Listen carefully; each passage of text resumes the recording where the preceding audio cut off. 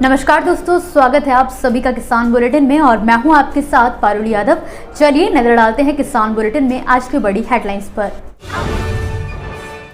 अब ईएमआई पर होगी अल्फांसो आम की खरीद बिक्री, बढ़ती कीमतों के बीच कारोबारी ने शुरू की नई स्कीम। महाराष्ट्र के लातूर में अब किसान करेंगे जैविक खेती, हर किसान समूह को मिलेंगे 10 लाख रुपए।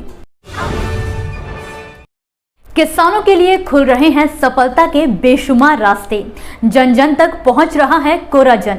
एफएमसी लेकर आया है गन्ना किसानों के लिए एक खास अभियान, जिसमें किसान ही बता रहे हैं किसानों को कोराजन के लाभ। मेरा नाम आशीष चौधरी है जी। जानना चाह रहे हैं कि आप कोराजन का कैसे इस्तेमाल करते हैं। पहले पानी से पहले बुआई पर 40 से 45 दिन का पौधा आपका हो जाए। 150 ml कोरोजन 400 लीटर पानी में मिलाकर लाभ मिलेगा जरूर। ईस्ट या west, Coragen is the best. Coragen सबसे बेस्ट। कोराजन में है रेनेक्सपेयर की शक्ति, जो कंसुआ और चोटी भेदक से देता है गन्ने को सुरक्षा, मिलती है बेहतर पैदावार।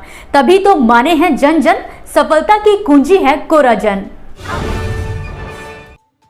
आपने अभी तक mobile phone, TV, AC, laptop जैसी इलेक्ट्रॉनिक्स चीजों पर ईएमआई के ऑप्शन के बारे में सुना होगा। हालांकि इसके अलावा भी कई ऐसी वस्तुएं हैं जिनके महंगे होने की वजह से लोग इन्हें ईएमआई पर खरीदना बेहतर समझते हैं।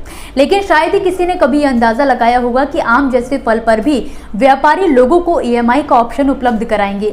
जी हाँ, दरअसल पुणे के कारोबारी ने दुनिया भर में मशहूर अल्फांसो आम को खरीदने के लिए ग्राहकों के सामने आसान मासिक किश्तों की अनूठी सुविधा पेश की है। आपको बता दें कि महाराष्ट्र के देवगढ़ और रत्नागिरी में पैदा होने वाले अल्फांसो को हापुस आम के नाम से भी जाना जाता है। आम की तमाम किस्मों में अल्फांसो को सबसे अच्छा माना जाता है, लेकिन अपने बेहतरीन स्वाद और कम उत्पादन की वजह से इसके दाम अक्सर आम लोगों की पहुंच से बाहर ही रहते हैं। इस साल भी अल्फांसो आम खुदरा बाजार में 800 रुपए से लेकर 1300 रुपए प्रति दर्जन के भाव पर बिक रहा है। ऐसी स्थिति में पुणे के गौरव सनस नाम के कारोबारी ने आम लोगों तक इस खास आम का स्वाद पहुंचाने के लिए इसे ईएमआई पर बेचना भी शुरू किया है। इसके लिए ग्राहकों के पास क्रेडिट कार्ड होना जरूरी है और इसके लिए ग्राहक को कम से कम 5000 रुपए की खरीदारी करनी भी जरूरी है, तभी उन्हें इस योजना का लाभ मिल सकेगा। प्राकृतिक खेती को बढ़ावा देने के लिए केंद्र समेत कई राज्य सरकारों द्वारा अपने स्तर पर तरह तरह के प्रयास किए जा रहे हैं, ताकि किसानों के बीच प्राकृतिक व जैविक खेती को लेकर जागरूकता पैदा की जा सके। इसी कड़ी में अब महाराष्ट्र के लातूर जिले की एक कंपनी जिले के करीब 300 हेक्टेयर जमीन पर राज्य कृषि विभाग के अधीन जैविक खेती करेगी।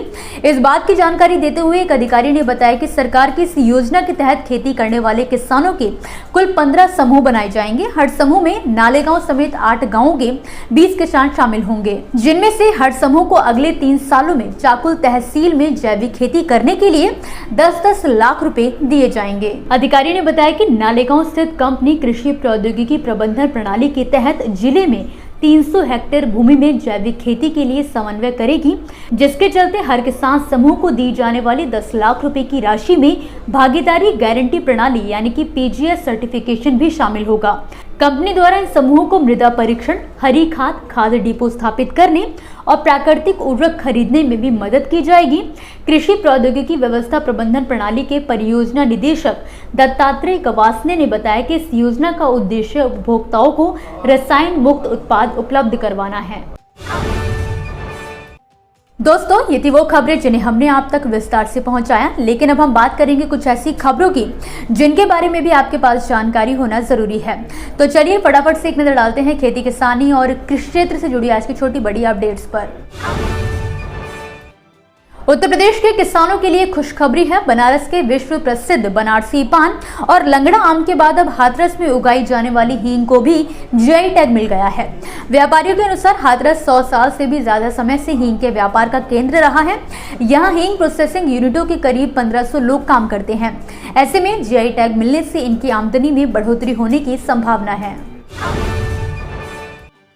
हाल ही में हिमाचल के पशुपालन विभाग ने संजीवनी प्रोजेक्ट के लिए इंडसइंड बैंक की सहायक company Bharat financial inclusive limited के साथ एक एमओयू यानी कि समझौता ज्ञापन पर हस्ताक्षर किए हैं, जो कि राज्य सरकार की पहल है। इस पहल के तहत राज्य सरकार मोबाइल वेटरनरी क्लिनिक द्वारा किसानों के दरवाजे पर पशु चिकित्सा सेवाएं उपलब्ध करवाएगी।